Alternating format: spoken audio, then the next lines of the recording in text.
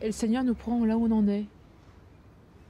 Enfin, il n'attend pas qu'on soit parfait, il nous prend là où on en est.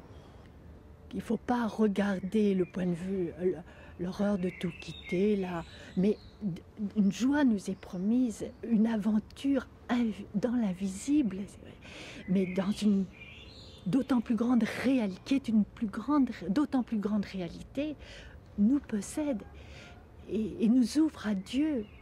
Et Dieu nous attire à lui, et que c'est quelque chose d'inouï.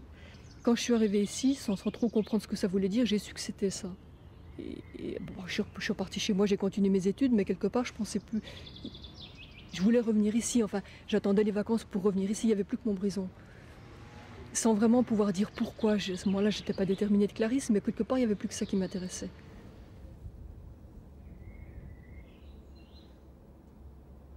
Alors je suis rentrée, ça s'est fait vite, bon, je suis rentrée, et c'est après, quelque part, que j'ai vraiment rencontré Dieu. Enfin, je veux dire que Dieu avait touché d'abord mon intelligence, et c'est après qu'il a pris mon cœur.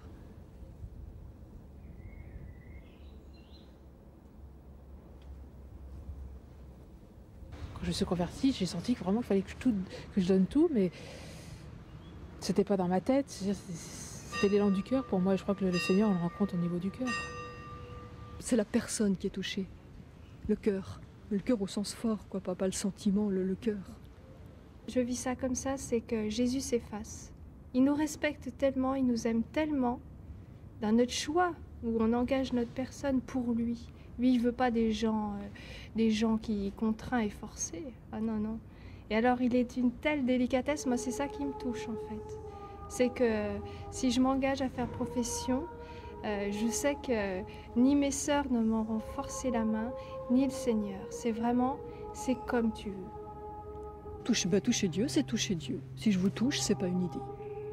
Et toucher Dieu, je veux dire, c'est se laisser toucher par Dieu, parce que ça vient de lui. On se dispose. La part de l'homme, c'est le désir, je crois. Et puis, quelque part, un jour ou l'autre, Dieu se révèle. Et quand on a touché Dieu, ça change la vie, quoi.